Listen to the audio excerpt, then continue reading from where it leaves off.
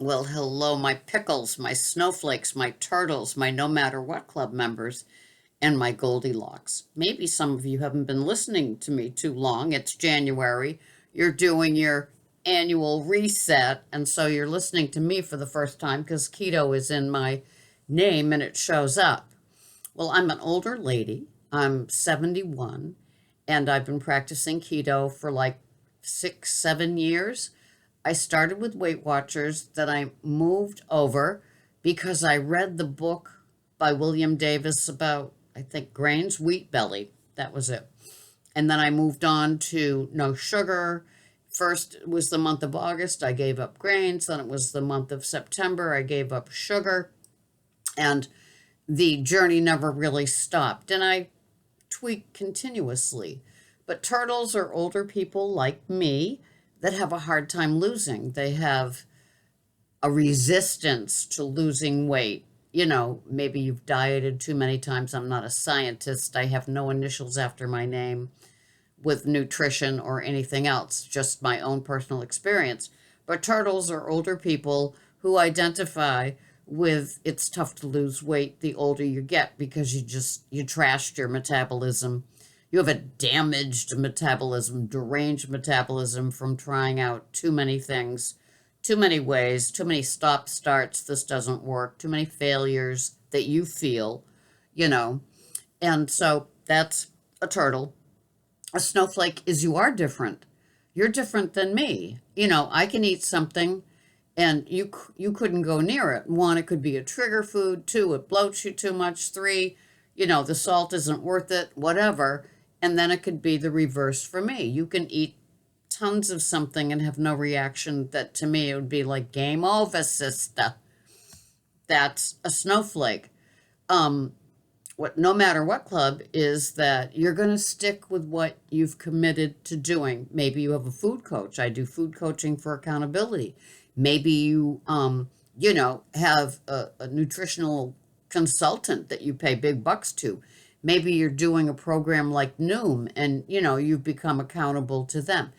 Maybe that all sorts of things that you could be doing. Weight Watchers again, where they have style your own program because they have to do that every January because they have to, restart their own company to keep the profits rolling in, see how well it's worked for Oprah. Oh, did I say that? Oh my goodness.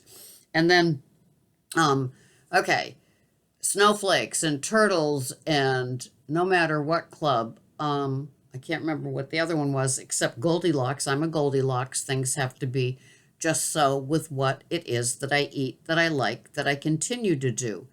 And I'm like, hoo hoo hoo, I like the same thing multiple times, maybe even daily in my food plan. I don't get bored with what I eat. I'm not eating things, pushing things around on my plate because somebody else says it's good for me. Well, I'm 71, I can do that now anyway. But, it's kind of like, it's like I eat what I like. And if that means some weeks I have beef 4 or 5 times in a row, that's what I have. If it means that I made this pea soup that came out the best in years, I'm going to have it 2 or 3 nights and not get sick of it. I'm like that. I don't mind. Greg does. He doesn't like, second day the same thing, but I do. And so we work around that so he doesn't have to deal with, a repeat the next day like I could gladly do. And I do. And I'll give him something else. He likes those pinwheels, which are the beef, mozzarella, and spinach. I always pull out one of those when I'm having something that I can have the second day.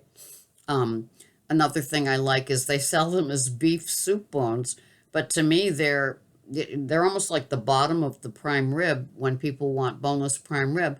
And I put those first. Greg smokes them on the big green egg, and then I put those little puppies in the crock pot, and it's just divine. I mean, I could eat.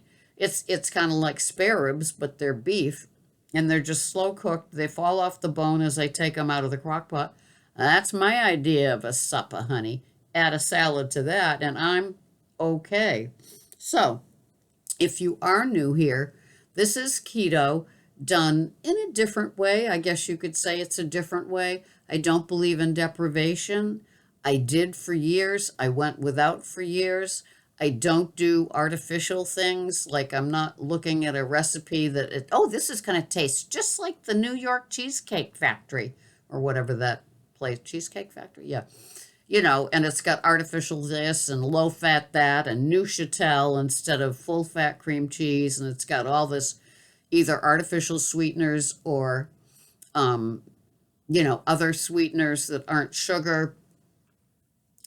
I'm a real deal person. So give me, so it can be a processed food in the sense of a recipe, but it doesn't have fake chemicalized things in it as much as possible. That's how I operate. Although I do use better than bouillon because I'm a soup maker, especially in the winter, and or casseroles, and that better than bouillon for the beef and the chicken things that I do, or I use the chicken one with pork is what I rely on. But outside of that, I'm not buying fake things. I've had decades of fake things. And, when I see people, it's really funny. This lady that works in the bakery, she doesn't know what I'm all about, but she lost 50 pounds and she has one Coca-Cola a day. And she's kept those 50 pounds off, and she's my age or older.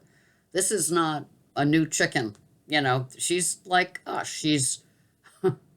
She is an old broad, a turtle probably, and she lost her 50 pounds and she has one real Coca-Cola a day. She figured this out on her own. This is what works for her. So some of us might have our own little things that we hold on to that we considered part of our success that you would never see on any 1,200 calorie diet, 1,400 calorie diet, or some prepackaged, this is the diet for you, telling you what you should eat, and have it all because it's all mastermind to hit your stomach and do all the things it's supposed to do. Those things scare me. What happens when you stop? You immediately put on 7 pounds because you didn't have things in the order that, no.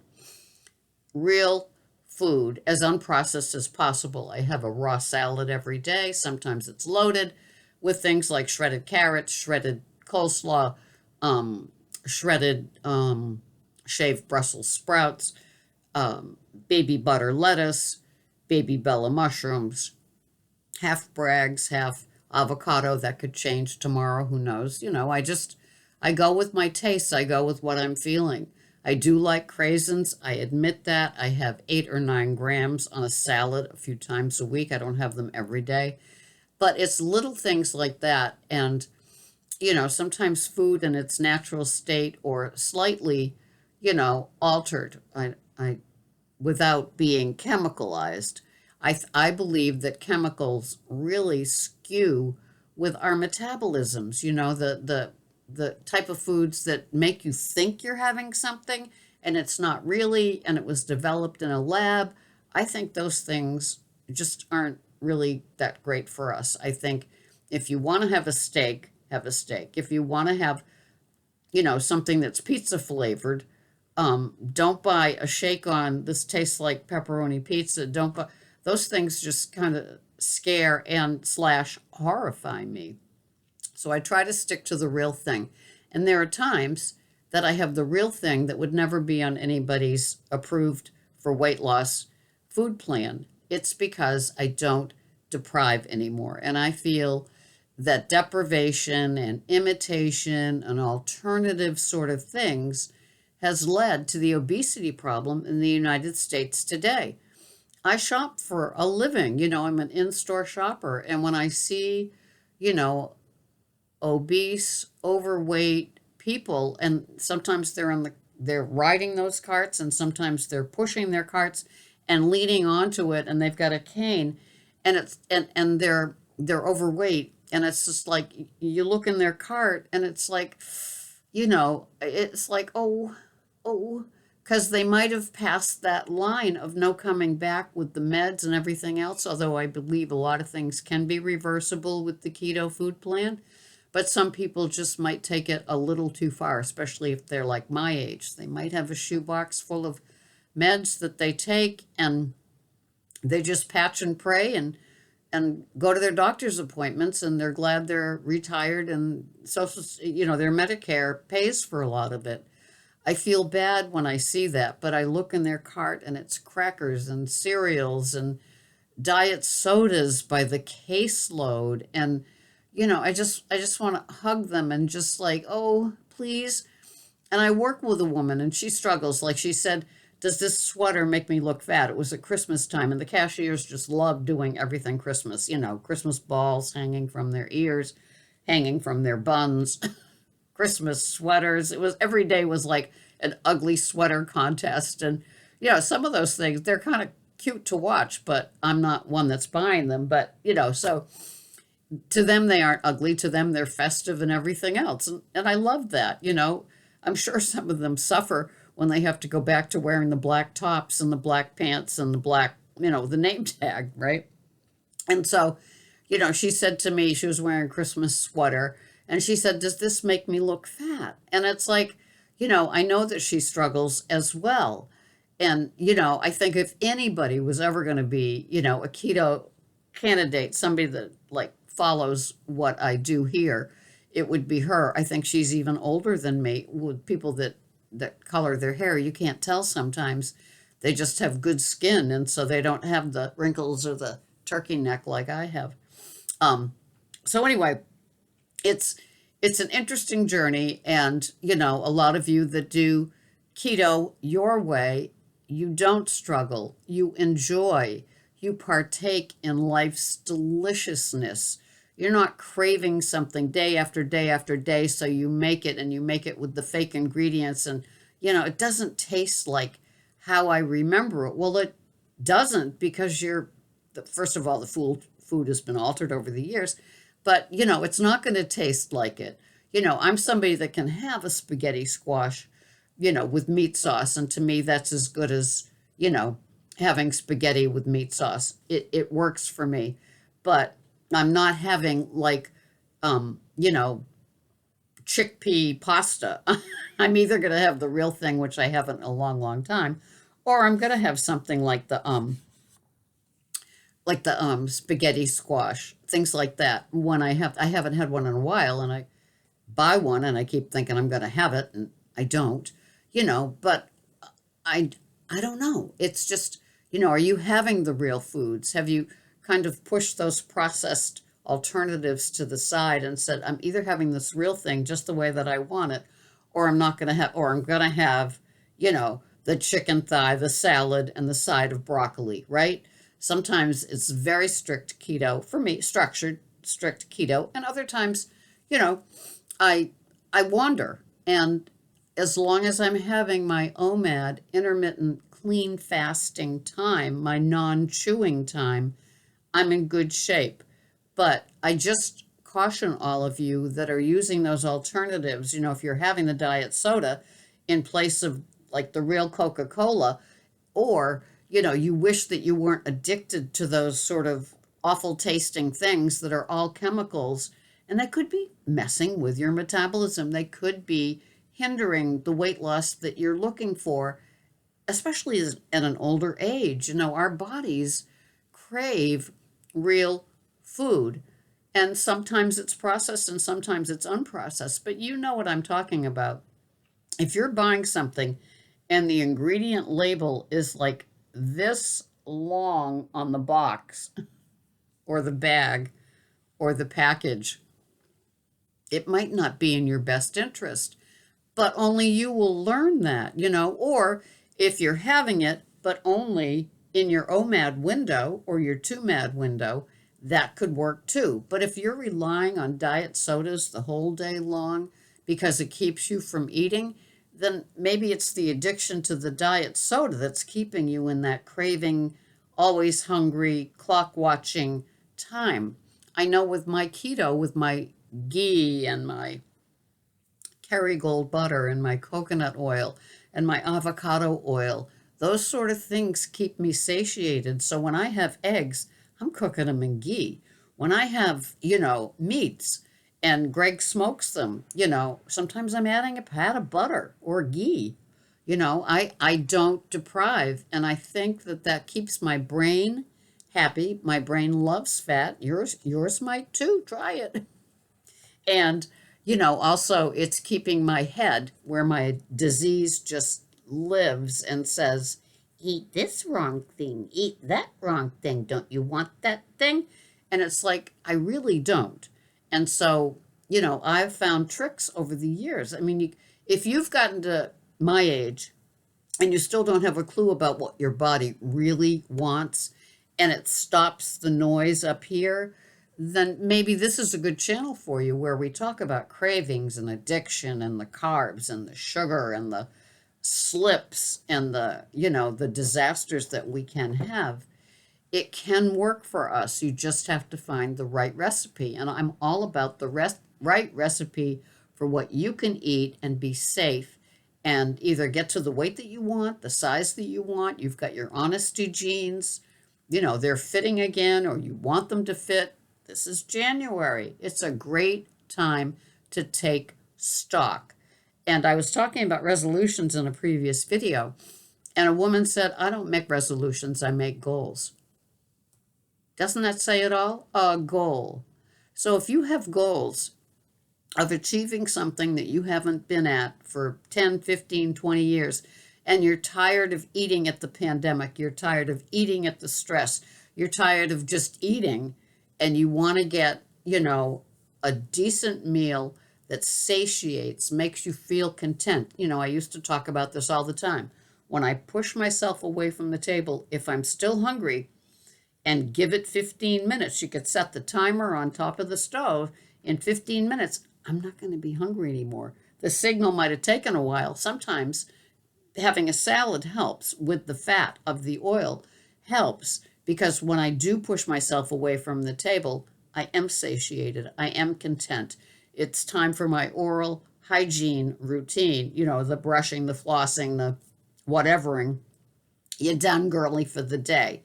And I don't suffer that nighttime wanting to eat, still eating, all of that sort of stuff. It's another habit that I had to break. That and the gum chewing and the diet. I was never a diet soda person, but I was definitely a soda water person with flavorings, all those sort of things, that I just bought into, that it would stop the craving. If you have a sweetened, artificially sweetened sort of water that makes you not want to have the sugar carby thing, but it didn't work for me. The mental brain chemicals, it knew. It says you're not fooling me, girly. I know. That does not taste like that naughty no-no. So now I've just revamped what I do in my head and make it work in my menu. Clean intermittent fasting, which means just black coffee, unflavored waters, no artificial sweeteners in my coffee, no fake, any of that. It's all black coffee, not even flavored coffee. It is mineral water, bubbling mineral water, or the tap water we have that, I filter a few times before drinking. That's it during the clean intermittent fasting thing. When I feast, and it's there and it works and it carries me to the next day. It's a system, it's new habits, it's learning to feel the full button that I never thought I had. I thought other people had full buttons and I never did, and I showed it on the scale. But I've learned to listen. My brain has cooperated, and my brain likes the different choices. It likes the fats. It likes the fatty meat. It likes the way that I choose. It likes that it's not deprived. And so that's how I've operated, and I weigh less than I weighed in the third grade, and that makes me happy. So I'm here for you. This is a long video. It's January. If you're thinking of doing something different, do below. And if you need accountability and you want to hire me for a month, let me know. My email address is below there. It's a simple way of doing it, and I'm on you like a fly on a summer picnic, and we can get it all done. It's changing the whole thing, changing the menu and the head and the how you perspective of things. It's a seismic shift that might be successful for you too. Thank you so much for watching. My name is Sarah, and this is Pearls of Wisdom and Food with Keto. I'll see you here the next time. Thank you. Bye-bye for now.